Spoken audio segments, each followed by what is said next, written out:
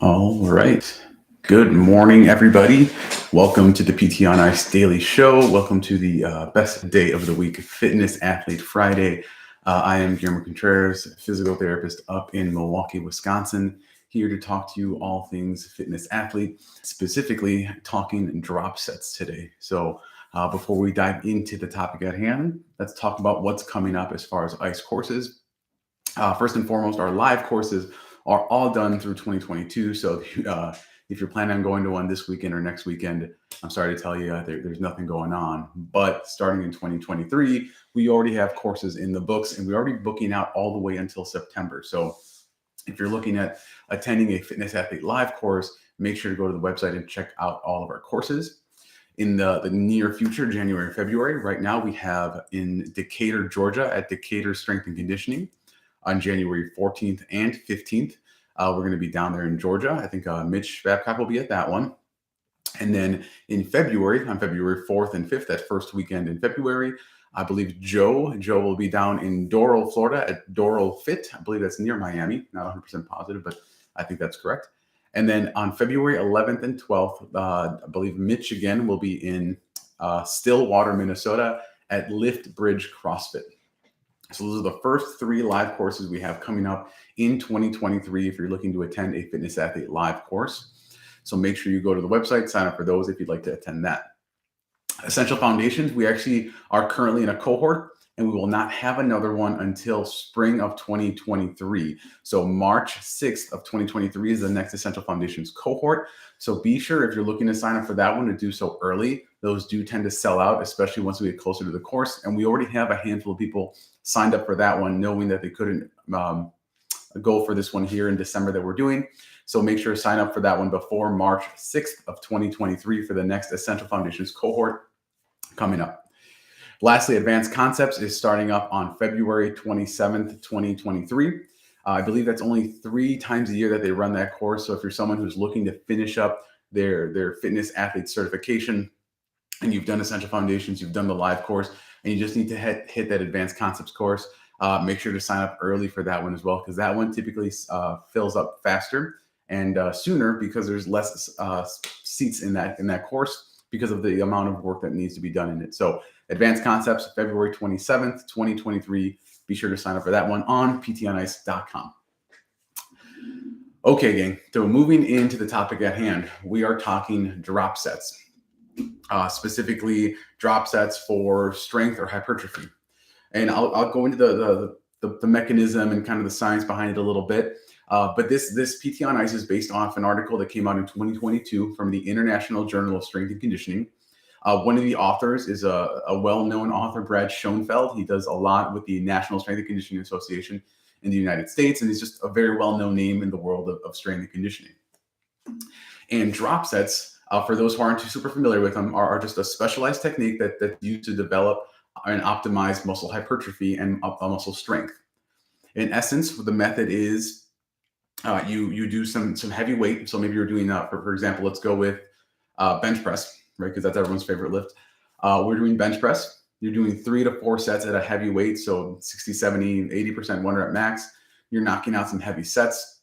After that final set of that heavy bench, you decrease the load significantly. There's very little to no rest in between that final set and the drop set. And you rep out as many reps as you can at a lighter load, right? So if you're doing a 200-pound bench press for sets of 6, which is relatively high weight for you, after that final set, maybe you strip 100 pounds off of that, get it down to 100 pounds, and you rep out that empty barbell for 15, 20, however many reps you're able to knock out.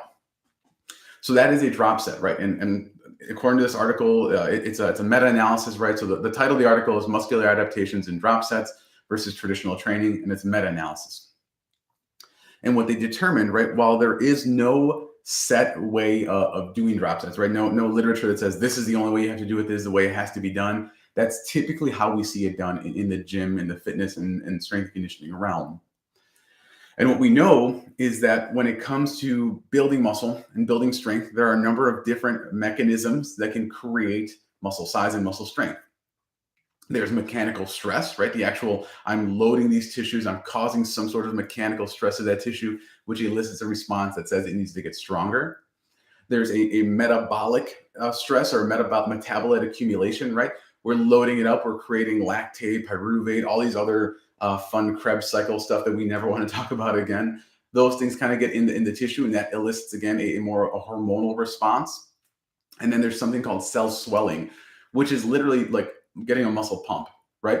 The idea of I'm working hard, I'm feeling like some tough fatigue, but then when I rep out those 15, 20, 30 reps, I literally feel like there is so much blood and fluid and everything in my tissues that I feel huge, right? That muscle pump, that cell swell. All three of those are mechanisms that we see that can create muscle strength and size. And in essence, like when you think about it, like, okay, a drop set would be an absolutely great way. That is the way that we should be trying to elicit strength for most people, because you have the mechanical stress of a higher load, you have the metabolite stress because you're getting some fatigue in there, and you have that cell swell when you do that drop set and you get that pump. So this meta-analysis wanted to take a look at what is it? Is it actually true? Is it truly the best way? And what is the difference, that the effect for individuals when you look at a drop set versus just traditional strength training, where you're doing maybe heavy sets, resting 2 to 3 minutes between each set, and trying to really reach those high levels of load.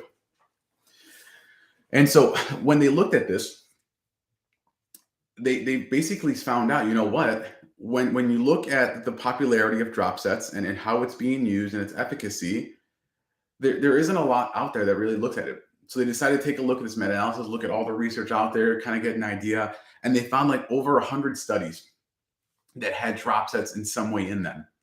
Out of those, they screened out duplicates and everything. They had 52. Then they screened out even more. And they're like, okay, 10 of these are even eligible. And then when they did a deep dive into that literature, like, you know what? Only really 5 of these articles are worthwhile looking at for this meta-analysis.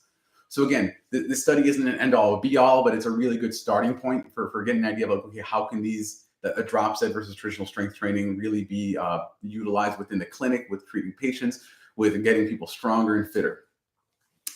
And so what they did is when you look at the difference, right? When you think about it, a drop set has lower loads, higher volume, and less rest, whereas traditional strength training typically will have higher loads, moderate to low volume, and more rest.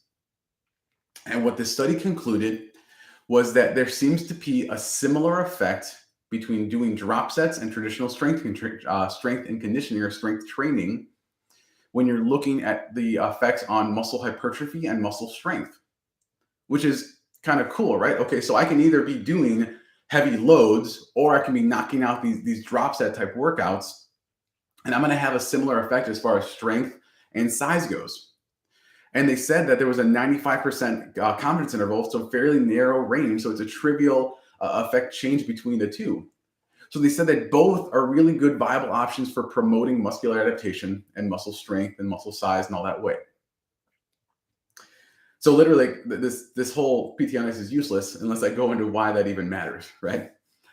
The thing about the conclusion that they did state was that drop sets, because drop sets have a similar effect as traditional strength training, even though we're probably going to go a lot heavier with traditional strength training, and there's a time and a place for using heavy loads for individuals, all about that, right? You're not going to get anybody more confident having them lift 20 pounds, but I guarantee you have someone deadlift 250 pounds, that boosts their confidence in their body and their resilience and how robust they are more than anything else. But what the study found was that because both of these are very similar in their effects, when you look at drop sets, they actually may provide a more time-efficient alternative to achieving results. So much so that they said that it can range from anywhere between 30 to 70% reduction in time compared to traditional training. 30 to 70%, right? So if you have an hour session, imagine being 70% more efficient with that hour session. And if you think about applying this to the clinic, right, this is where it matters most, is how many of us have 90 minutes to 2 hours with a patient? Like, how much would we love to have a full-on strength session with somebody? Like, I'm hopefully preaching to the choir here, right? We are looking at physios who are fitness forward, rehab specialists who are fitness forward. We want to get our patients stronger. And what we know is that unfortunately at times we only have 45 minutes. And some people have 30 minutes, right? Like patients every half hour or so. Maybe you have an hour session. You're lucky enough to have that full hour session. And if we want to be the most efficient that we can, we have to have every tool in our tool belt that allows us to provide the best care and the most positive results for our patients. And drop sets can allow for that. We can use loads, moderate loads, heavy loads, whatever people are individual working up to. We can get them to a point where they're working hard. We can have them doing 3 sets of 6, 4 sets of 8, 3 sets of 5, 5 sets of 5, whatever it is at that heavy to moderate load. After that final set, we reduce that weight. We do a drop set for AMRAP, as many reps as possible at maybe 60% of their 1 rep max. Or you take the whatever weight they're doing, you reduce it by 20, 30, 40%, you make it a lot lighter, and you have them rep that out. So they feel that cell swell, that pump in their muscles, in their legs, in their arms, in their chest, in their shoulder, whatever it may be. But if we can do that, and we can create strength and hypertrophy, we have another way to do that besides just going really, really heavy with people. And again, this is not me saying don't go really heavy, don't do traditional strength training. I'm all for it. I do it in my practice. I do it with every patient I see. I make them lift heavy. I make them rest 2 to 3 minutes between sets.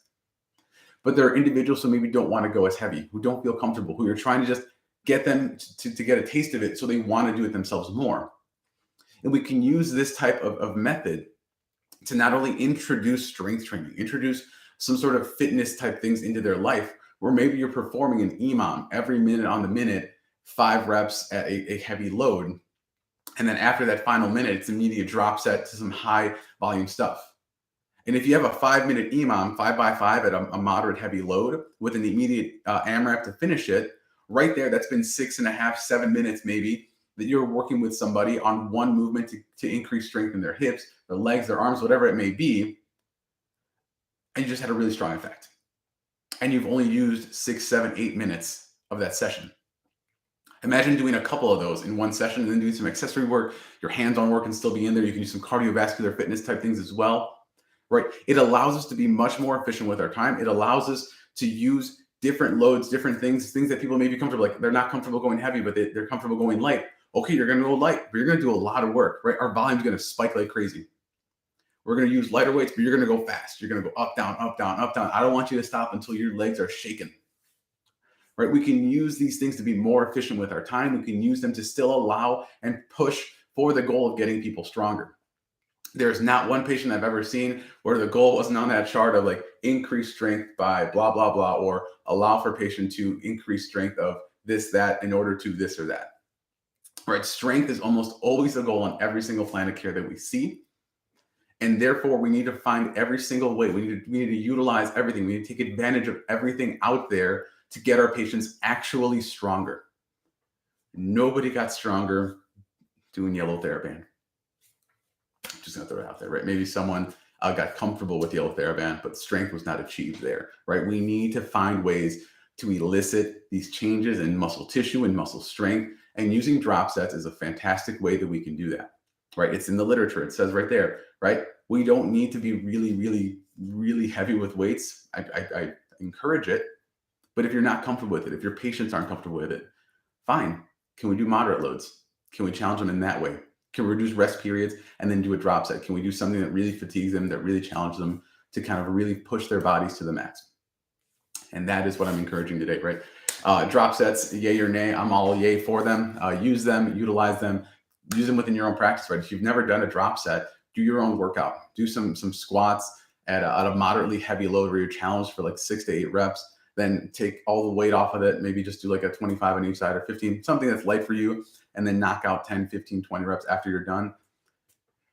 Feel what it's like. Know what it's like, so when you prescribe it to a patient, they can have, they know that you know what you're talking about.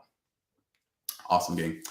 Thank you so much for tuning in again on this Fitness Athlete Friday. Hopefully you all have a wonderful weekend, have a wonderful holiday season coming up. So to anyone who celebrates, Merry Christmas, Happy Hanukkah, Happy Kwanzaa, everything like that. That's all I got for you today. Have a wonderful weekend, and we will catch you on Monday on the PT on Ice Daily Show.